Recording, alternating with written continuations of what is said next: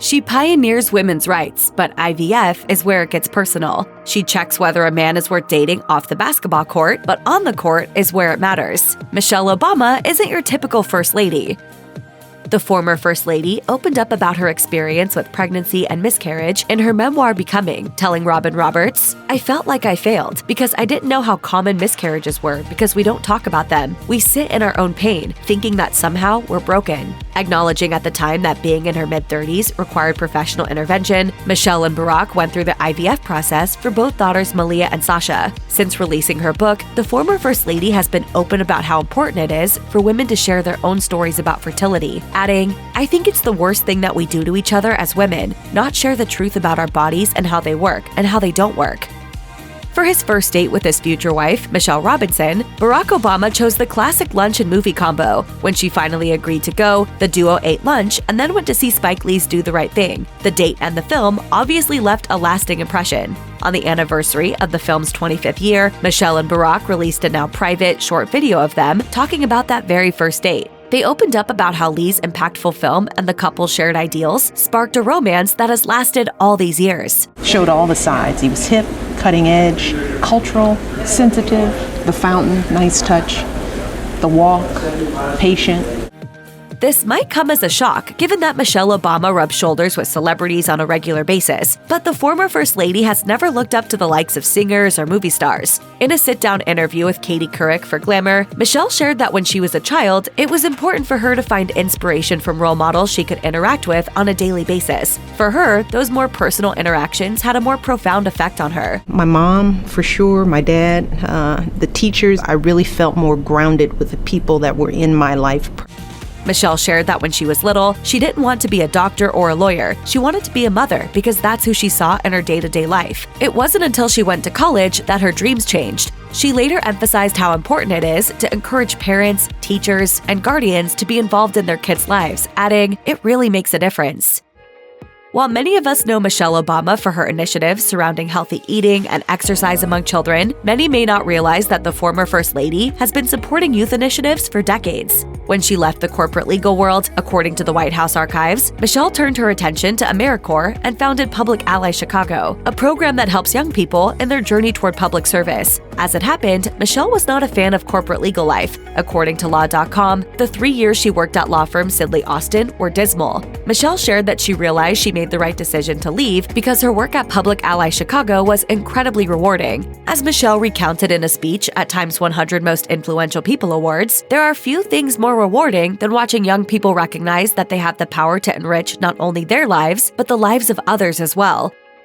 It's widely known that Michelle Obama is a fitness enthusiast, but the former First Lady's workouts serve a bigger purpose than just keeping her physically fit. Michelle's very specific workout schedule spans every single day of the week. She hits the gym for an hour and a half, Monday through Sunday, according to Ebony. Why is she so obsessed with staying active? It's about more than keeping her arms in check. As she explained it, Michelle Obama's mental health hugely benefits from the practice, adding, "If I don't exercise, I won't feel good. I'll get depressed." Michelle later elaborated on her own mental health struggles with People magazine, saying that she understands the struggle with feeling like you need to hide the darker parts of yourself, saying, "I needed to acknowledge what I was going through, because a lot of times we feel like we have to cover that part of ourselves up, that we always have to rise above and look as if we're not paddling hard underneath the water." So what do you need to do to get Michelle-like arms, all while prioritizing your own mental health? Ebony broke down her workout routine. Start with 15 minutes of cardio, followed by 15 minutes of bodyweight exercises, and then wrap it up with 15 minutes of strength training. Although Barack and Michelle Obama brought their love and support for one another onto the national stage, there are still some stories about their early years together that are relatively unknown. For instance, Michelle's brother Craig Robinson was skeptical about Barack at first. According to Slate, Michelle shared that her brother thought Barack was just, quote, "another one who wasn't going to make it." Michelle's standards were so high that it was hard to pass muster, according to Slate. But Barack persevered, and his fate with Michelle was hanging in the balance when Robinson challenged him to a basketball game at his sister's request. The reason? Via Slate, she grew up always hearing her dad say, "You can tell a lot about a guy on the basketball court." As you can probably tell, Barack passed the test with flying colors.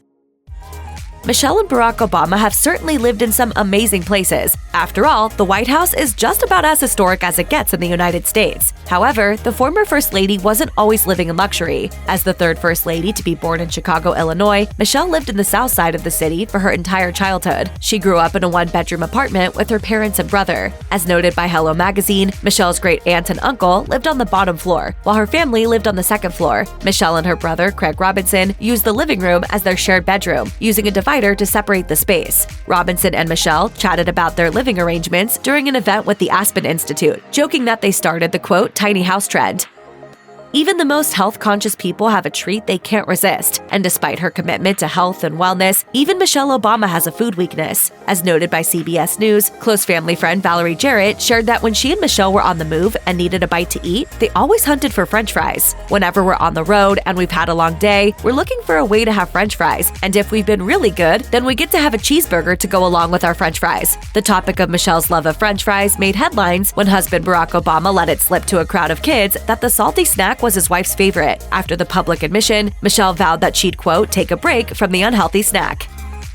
We all know that Michelle Obama is extremely intelligent, but many people might not know that her academic journey started off with a high achievement. As noted by the New Zealand Herald, Michelle attended Bryn Mawr Elementary School in Chicago. As she explained in her book, Becoming, second grade was marked by the typical misfit kids and erasers flying everywhere. Her teacher was clearly in over her head. To make matters worse, as Michelle wrote, she picked up on the fact that her teacher, quote, didn't seem to like children. Michelle went to her mother with her concerns, adding, her efforts led to me and a couple of other high-performing kids getting quietly pulled out of class and given a battery of tests, and about a week later, we were reinstalled permanently into a bright and orderly third grade class upstairs, governed by a smiling, no-nonsense teacher who knew her stuff.